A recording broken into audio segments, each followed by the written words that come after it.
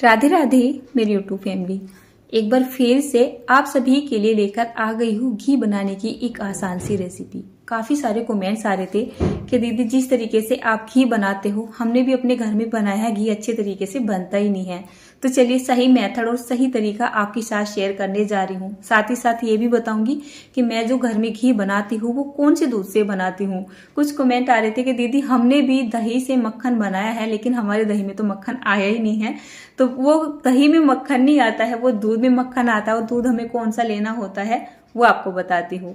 अभी शाम का टाइम हो रहा है और शाम के टाइम में मेरे घर में दूध आता है 2.5 लीटर के जितना दूध हमारे घर में आता है। 2 लीटर दूध आता है भैंस का दूध एकदम व्हाइट कलर का होता है। इसमें फैट भी बहुत ज्यादा होता है, मतलब घी इसमें ज्यादा निकलता है। साथ में आधा लीटर के जितना दूध आता है गाय का दूध देखने में थोड़ा सा पीला होता है और जिसका घी थोड़ा सा कम निकलता है और घी का कलर पीला हो जाता है ऑटोमेटिक ही। जो दोनों ही तरीके का दूध है मैं इसको एक ही जगह छान लेती हूँ। हमेशा दूध को मैं बारीक जाली वाली छलनी से छानती हूँ और इसको मैं एक हैवी सी तली वाले भगोने में पकाती हूँ। अब जैसे मैंने दूध को यहाँ पे छान लिया है, गैस को ऑन कर दिया है। आज मैं आपको ये नहीं बोलूंगी आप दूध को 2 घंटे के लिए 2.5 घंटे के लिए पकाओ। बिल्कुल आपके तरीके से ही इस घी की रेसिपी को आपके साथ शेयर कर रही हूँ। जैसे मैंने गैस को ऑन करके दूध को उबलने के लिए रख दिया है तो सिंपली हमें इसको ऐसे ही पकाना है जैसे नॉर्मली आप सभी अपने घर में दूध को पकाते हो या रोज पका के रख देते हो और सुबह के टाइम में उसकी मलाई उतार लेते हो। आप देख सकते हो दूध को पकते पकते करीब 10 से 12 मिनट का टाइम हो चुका है। दूध में एक उबाल आ चुका है, बस इससे ज्यादा मैं दूध को नहीं पकाऊंगी। तो जब इसमें उबाल आ जाएगा हम गैस को ऑफ कर देते हैं और ऑफ करने के बाद इसको हल्का सा ठंडा कर लेते हैं। फ्रिज में नहीं रखेंगे, साथ ही साथ इसमें काम करेंगे। जाली वाली प्लेट रख दी है और इसको मैंने 1 से 1.5 घंटे के लिए छोड़ दिया है ताकि ये ठंडा हो सके। पूरा ठंडा नहीं करना है, हल्का सा ही ठंडा करना है इसको, मतलब ये हल्का सा गर्म भी रहना चाहिए जैसे कि ठंडी सी मौसम हो रही है। दूसरा भगोना आप देख ही सकते हैं, यहाँ पर भी मेरे पास जो है करीब 2 लीटर के जितना इसके अंदर दूध है और प्लस इस पे 4 से 5 दिन की मलाई है। तो मैं इसको जमा के रखती हूँ, एक तरीके से दही है। उसके बाद में यहाँ पर ये जो है एक हांडी लेके आ गई हूँ और जो दूध था ना वो हल्का ठंडा हो चुका था। इसको मैंने इस भगोने में डाल दिया है।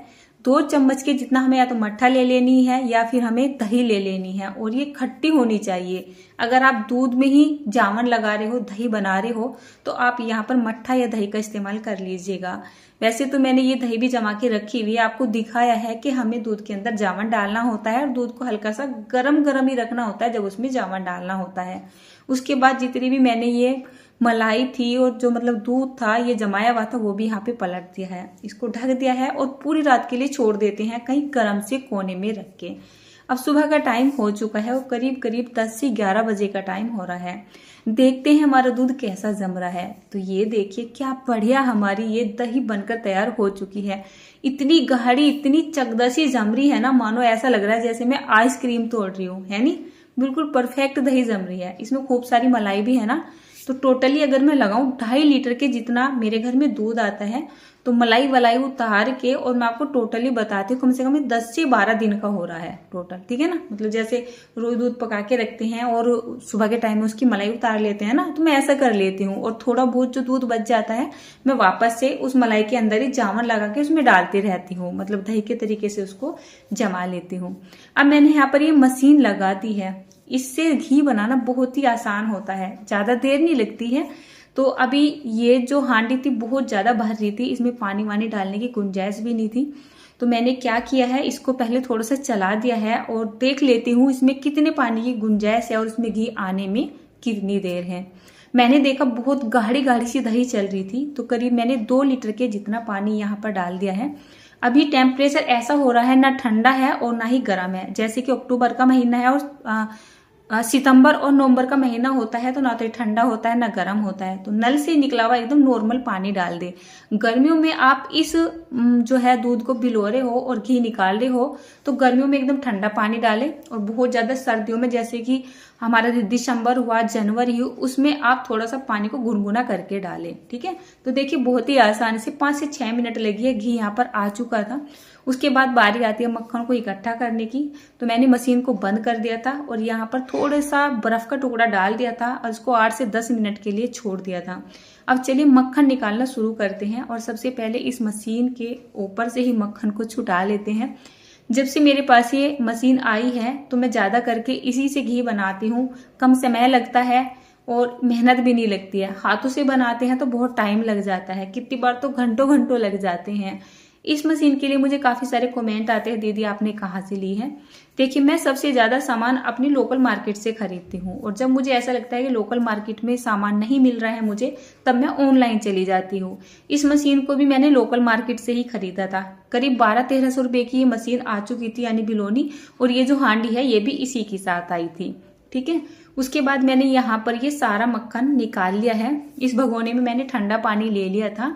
तो फिलहाल तो मट्ठा के अंदर से इस मक्खन को निकाल लिया है और मट्ठा के अंदर से निकालने के बाद बारी आती है इस मक्खन को निकालने की। मैं आपको ये दिखा रही थी, देखिए यहाँ पर कम से कम 5-6 लीटर की जितनी मट्ठा बन चुकी है। 5-6 लीटर नहीं, ये ज़्यादा ही होगा। मैंने तभी तक इस हांडी को नापा भी नहीं है कि कितने लीटर की है। बहुत सारी मट्ठा बन चुकी है। अब चलिए जिस कढ़ाई में मुझे घी बनाना है, इस मक्खन को डायरेक्ट उसी कढ़ाई में डाल लेती हूँ। तो हमें क्या करना है, ठंडे पानी में हमें मट्ठा के अंदर से इस मक्खन को निकाल के डालना है और फिर इस तरीके से दोनों हाथों से निचोड़ दे हुए इसके गोले बना लेने हैं और दूसरे बर्तन में डाल लेना है। अगर आपको अभी घी बनाना है तो अभी बना सकते हैं, या किसी और बर्तन में रख लो, जब आपका मन करे टाइम हो तब आप घी को बना लीजिए। चलिए यहाँ पर मक्खन तो बनकर तैयार हो चुका है। एक बात का ध्यान रहे, हमारे मक्खन के अंदर मट्ठा नहीं रहनी चाहिए। अगर मट्ठा रह जाती है ना तो घी बनने में बहुत टाइम लगता है, बहुत ज़्यादा टाइम लग जाता है, ठीक है। और घी भी अच्छे से निकलता नहीं है।